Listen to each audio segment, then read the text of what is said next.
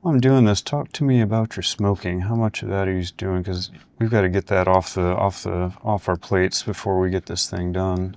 Yeah, I know. I smoke less than a pack a day, and I'm working on eliminating that because I know that's something that needs to happen.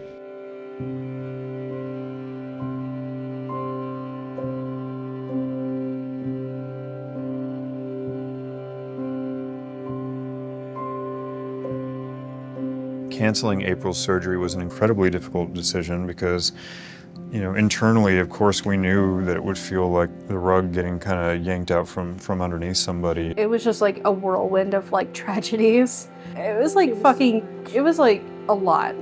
It was a lot all at once. Believe it or not, nicotine in and of itself is one of the most addictive substances known to man. It's up there with fentanyl.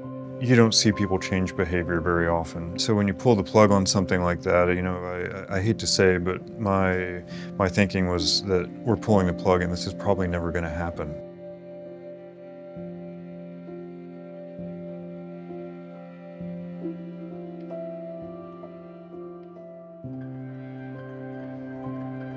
She was devastated, and so it was just one thing after another for her, and it was just... And she's somebody through all of this that has continued to really wear her heart on her sleeve and try to be present for those in her life. I really was struggling for a little bit, and I had to make some changes. I had to first get a hold of myself emotionally and mentally, get myself back in order. She was somebody who couldn't get out of bed some days. And then I had to get my diabetes under control, and I had to quit smoking.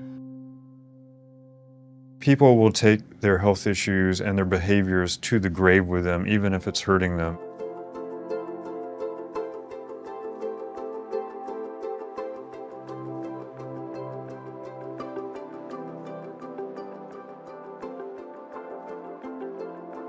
Anytime you commit to a lifestyle change and behavioral modifications, it's like losing a piece of yourself that you're very attached to, and she did that, and that's pretty special.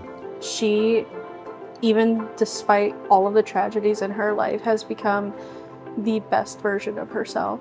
And just to be clear, I'd already decided to do her surgery when we first picked her. The problem, or what I think really happened, is she decided to do her surgery, right? Because it was really it was herself, holding herself back. If I had to select somebody that deserves any kind of a pay it forward program, it's April. Whether it's, with her support group or just like with her friends and, her found family, I think that if anybody was deserving of something that's paid forward, I think her time is now. I think that this will just make her bloom into the person she was always meant to be. There's a particular person, a particular patient in the book that I look at often. She looks like her own sister now, and compared to her before photo. And I think I even know what page it's on, page 49, I think. Oh, that book. The book. The book. The one Oh, that yes. people are sick of me going, my doctor literally wrote the book on FFS. Yep. Let's see if I was right and it's on page 49. I'm wondering too.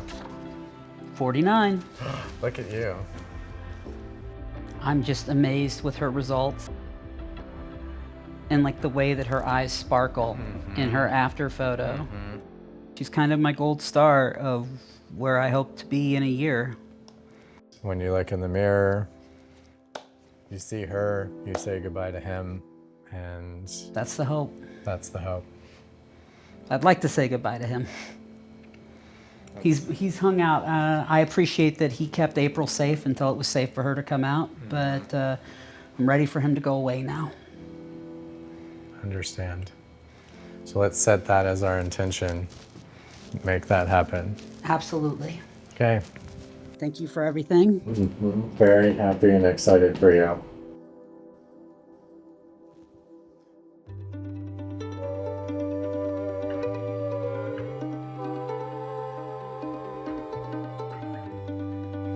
I also wanted to talk about my roommates, V and Taylor.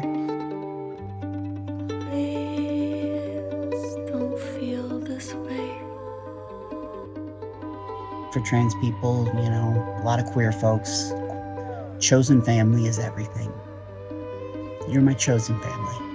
You mean so much to me.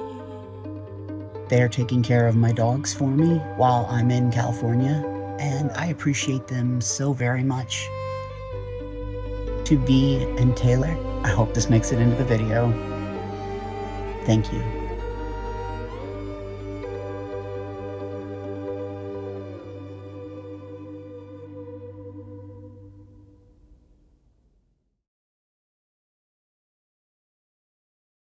We are walking around San Francisco the day before my surgery. Hey, a bit of a complication. A couple of things need to change. Okay. I've always felt ugly my entire life. I hate my face. We did the exercise where you share what you want to be when you grow up.